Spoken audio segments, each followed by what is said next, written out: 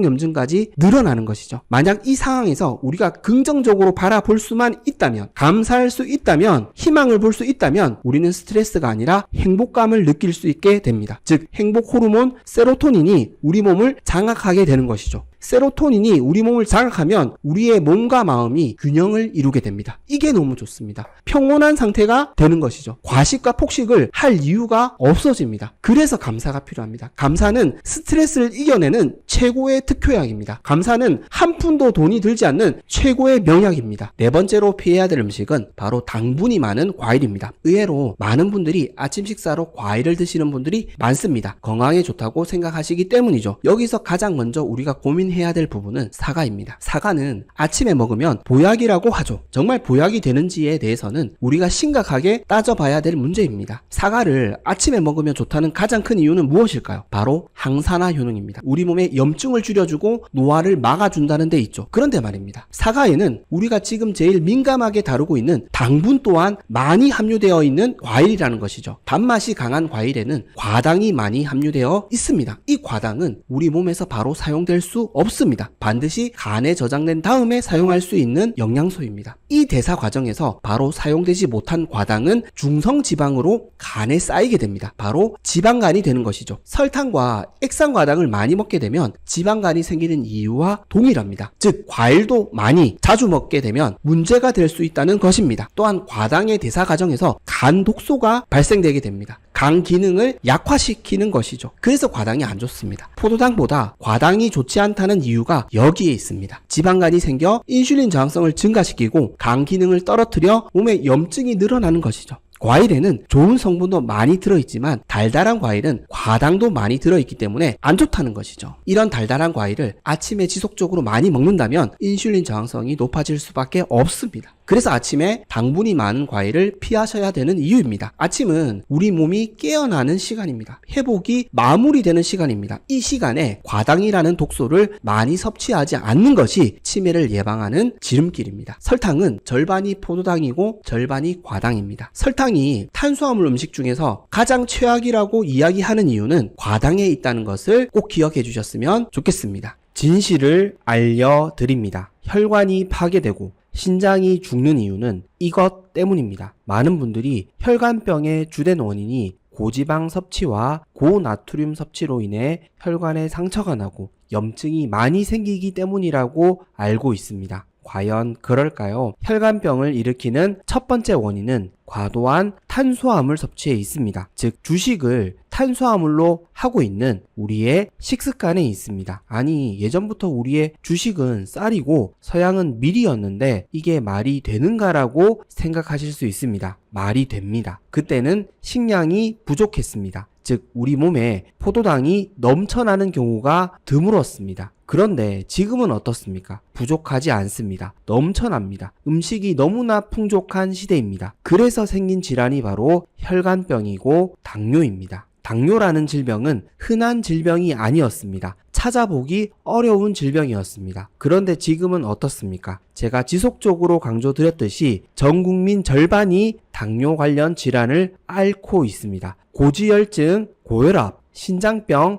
지방간 모두가 혈관병이자 당뇨 관련 질환입니다. 그렇다면 이 상황의 범인은 누구일까요? 당연히 그 범인은 우리의 주식입니다. 우리가 가장 많이 먹는 음식이 범인입니다. 바로 밥, 빵, 면입니다. 네, 탄수화물입니다. 탄수화물이 혈관을 망치는 진짜 범인입니다. 그렇다면 옛날에는 왜 문제가 없었을까요? 왜 어떤 분들은 건강에 이상이 없으실까요? 다 소비했기 때문입니다. 우리 몸속 포도당 에너지를 남김없이 소비했기 때문입니다. 즉 우리 몸에 포도당이 쌓이지 않는 생활 환경을 가지고 있다면 탄수화물이 주식이라도 크게 문제가 없을 수 있습니다. 그러나 지금은 그렇지 않습니다. 우리가 먹는 포도당 에너지를 다 소비할 수 없습니다. 또한 먹기 위해 일을 더 많이 하고 운동을 더 많이 할 수는 없지 않습니까? 다시 한번 잘 생각해 보십시오. 운동으로 쌀을 빼기가 얼마나 힘이 드는지 잘 생각해 보십시오. 즉 이만큼 우리는 너무나 많은 포도당 에너지를 섭취하고 있다는 것입니다. 그렇다면 왜 과도한 탄수화물 섭취가 우리 혈관을 망치는 것일까요?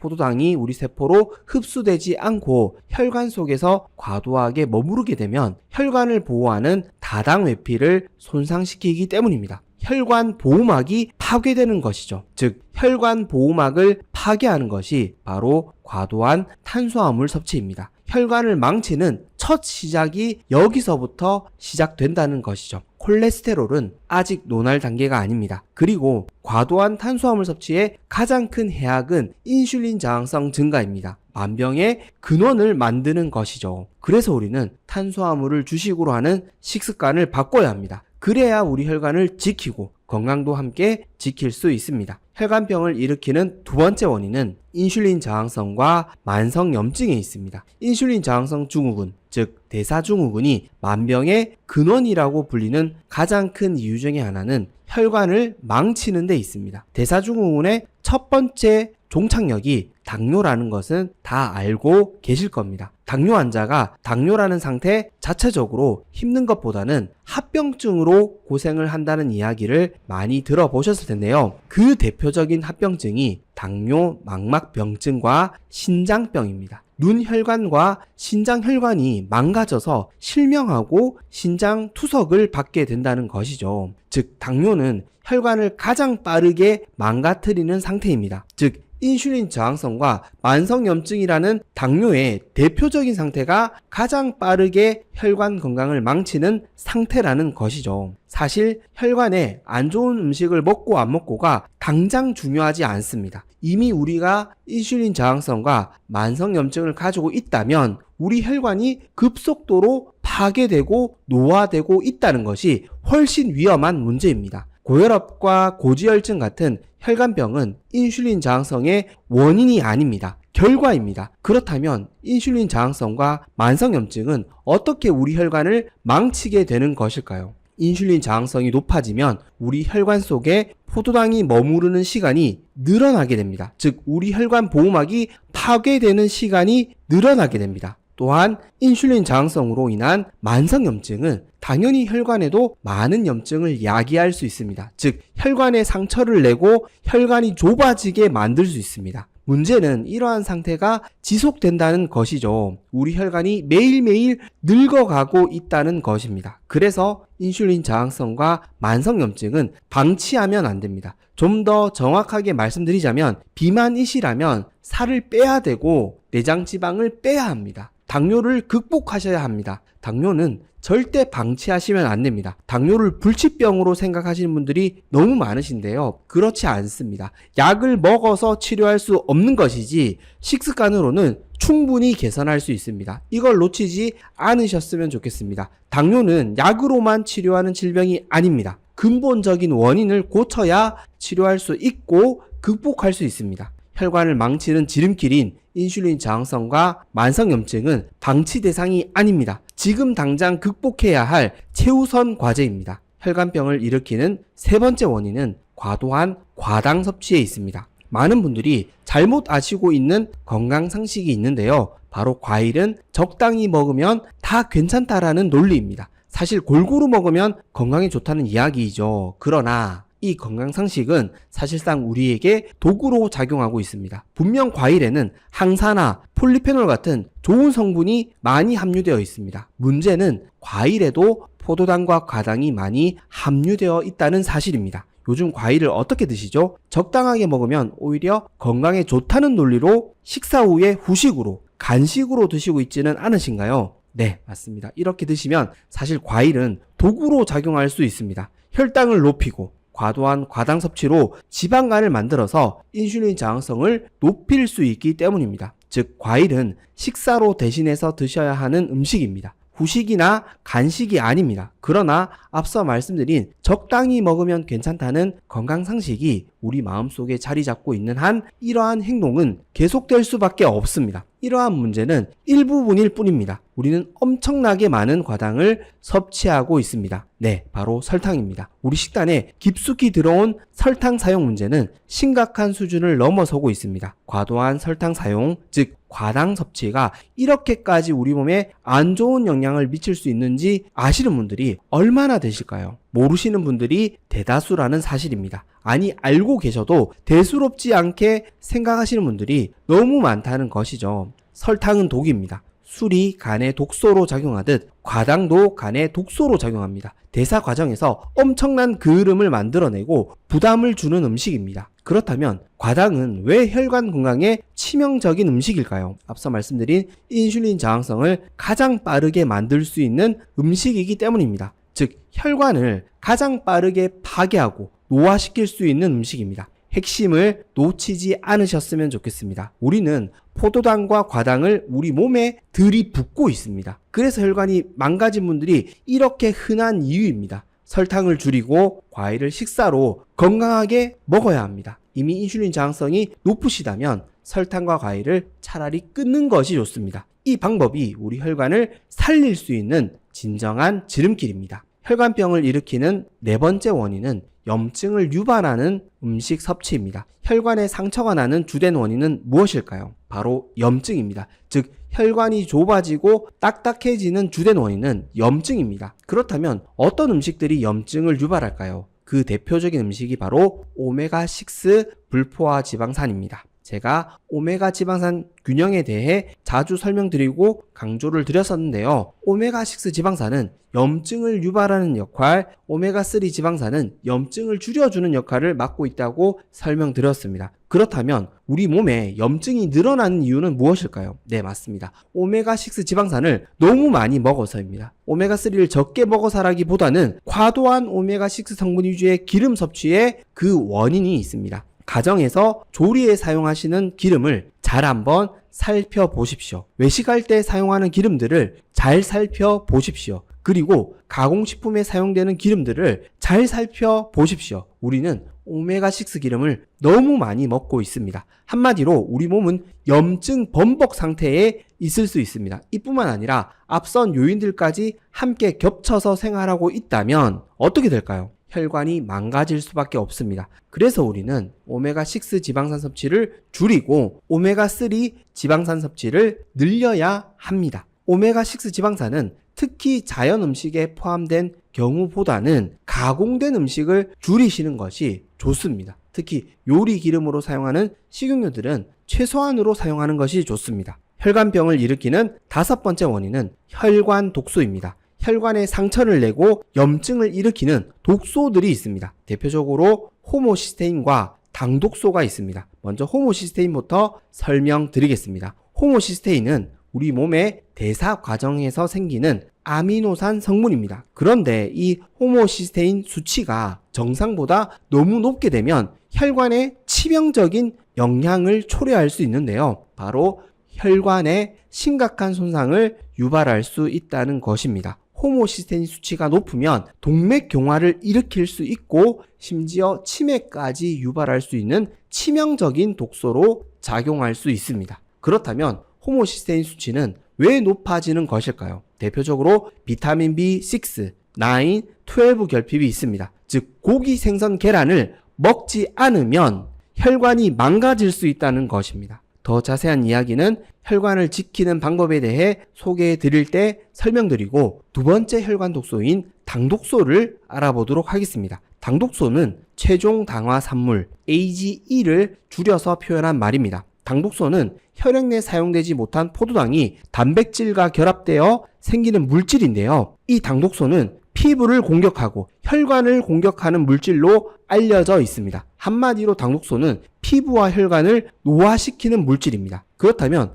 당독소는 어떻게 많이 만들어지는 것일까요? 고탄수화물 식사일 때와 고온 조리로 음식을 조리할 때 많이 생길 수 있습니다. 이 중 가장 많은 부분을 차지하는 것은 고탄수화물 식사입니다. 즉 조리 방법보다는 탄수화물 위주의 식단을 구성할 때 가장 많이 만들어질 수 있다는 것입니다. 그렇습니다. 결국 우리 혈관을 가장 많이 망치고 있는 주범은 탄수화물입니다. 직간접적으로 탄수화물 위주의 식단은 우리 혈관 건강을 심각하게 위협하고 있습니다. 누가 진짜 범인인지 이제는 인지하셔야 합니다. 자, 이제 콜레스테롤을 이야기할 차례가 왔습니다. 콜레스테롤이 우리 혈관을 망친 주범입니까? 콜레스테롤은 본래 우리 몸에서 우리 스스로가 만들어내는 물질입니다. 우리가 외부에서 섭취하는 콜레스테롤은 10% 미만입니다. 나머지는 다 배출되게 되어 있습니다. 그렇다면 우리 몸에서 만들어진다는 것인데 어떻게 문제를 일으킨다는 것일까요? 바로 LDL의 당화입니다. 콜레스테롤이 당화되면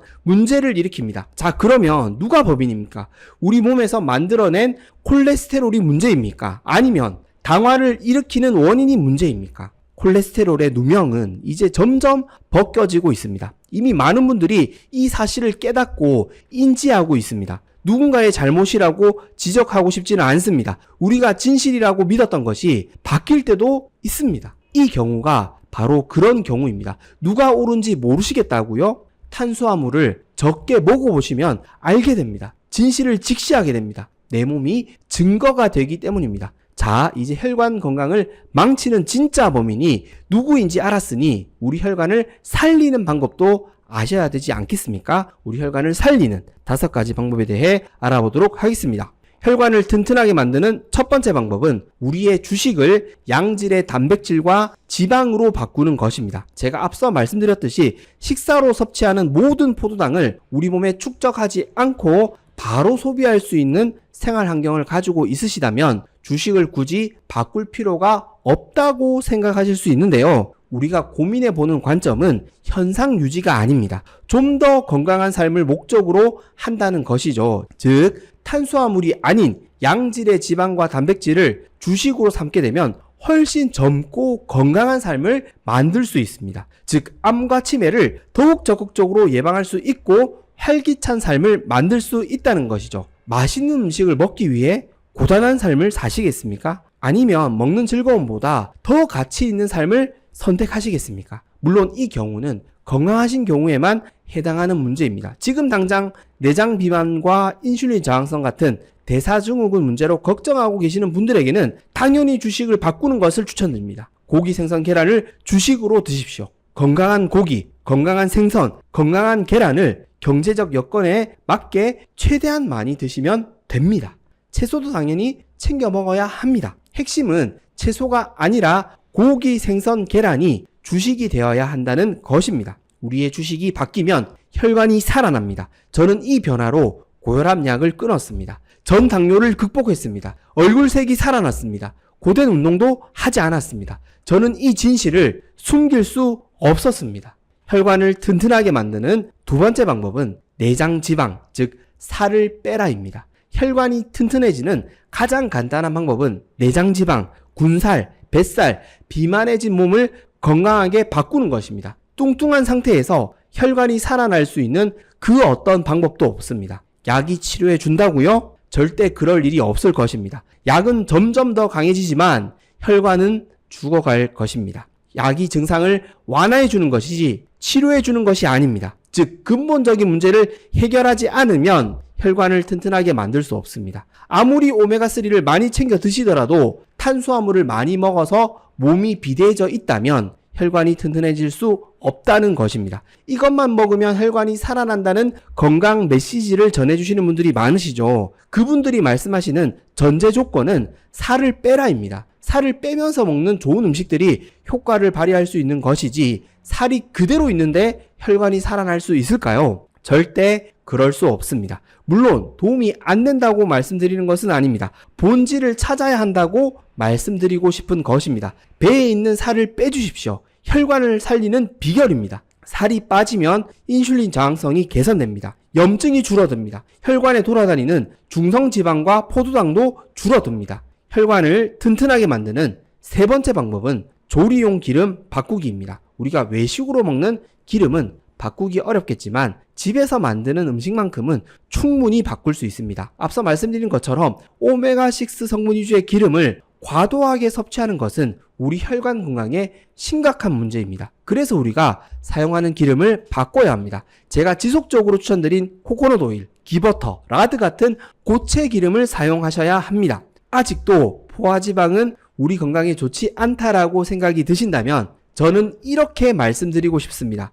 저는 기름을 바꾸고 고혈압약을 끊었습니다. 지금의 혈압은 정상입니다. 포화지방이 혈관을 막고 건강을 망친다면 이게 가능한 일이겠습니까? 그리고 코코넛 오일이 치매 예방과 극복에 너무나 좋은 기름이라는 것은 속속들이 연구 결과가 나오고 있습니다. 치매 극복을 위해 코코넛 오일을 권장하시는 신경외과 전문의 선생님들도 있습니다. 이제는 이 진실을 아셔야 하고 인정하셔야 합니다. 포화지방은 고온으로 조리하는 그 어떤 가열 요리라도 가장 안정적으로 사용할 수 있는 건강한 기름입니다. 화학적으로 만든 불포화지방이 우리 혈관 건강을 망친 주범입니다. 혈관을 튼튼하게 만드는 네 번째 방법은 간헐적 단식입니다. 혈관을 가장 빠르게 회복하기 위해서는 혈관 세포가 새롭게 만들어져야 합니다. 우리 몸 스스로가 늙은 세포를 새로운 세포로 바꾸는 경우가 있는데요. 바로 오토파지 현상입니다. 간헐적 단식은 오토파지 현상을 만들 수 있는 기적의 식사 방법입니다. 먹지 않았는데도 우리 세포가 힘들어하거나 노화되지 않습니다. 오히려 젊어집니다. 우리 세포는 에너지가 부족하면 그 에너지를 충당하기 위해 세포의 손상된 부위나 오래된 세포를 자가로 포식하여 새로운 세포로 리모델링 할 수 있습니다. 이걸 노리는 것입니다. 돈 한 푼도 들이지 않고 혈관을 살리는 가장 기적적인 방법입니다. 앞서 말씀드린 혈관 건강의 적, 인슐린 저항성, 만성염증, 비만 모든 것을 함께 해결할 수 있는 최고의 식사입니다. 간헐적 단식에 대해서는 지난 영상에서 자세히 소개해 드렸기 때문에 해당 영상을 참조해 주시면 되겠습니다.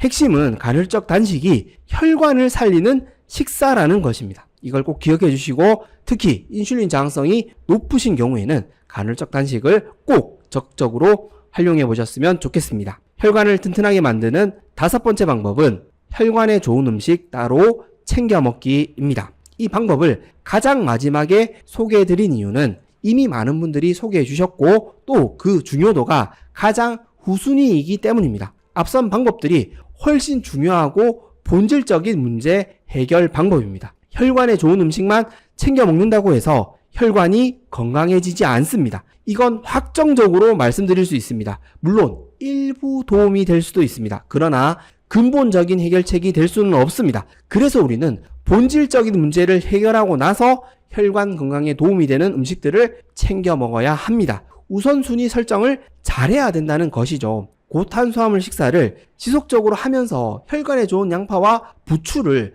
아무리 많이 챙겨 먹더라도 소용이 없다는 것입니다. 튀김 음식을 마음껏 드시면서 오메가3를 챙겨 먹더라도 아무런 소용이 없다는 것입니다. 이러한 음식들은 건강해지는 노력과 함께 병행해야 진정한 효과를 발휘할 수 있습니다. 그 효과가 배가 될 수 있습니다. 그래서 이러한 노력 가운데 혈관 청소부 양파와 부추를 챙겨 드시고 오메가3가 풍부한 생선과 해산물을 챙겨 드시고 각종 방송을 통해 소개해주신 좋은 음식들을 함께 챙겨 드신다면 우리 혈관이 진짜 팔팔해지고 살아날 수 있습니다.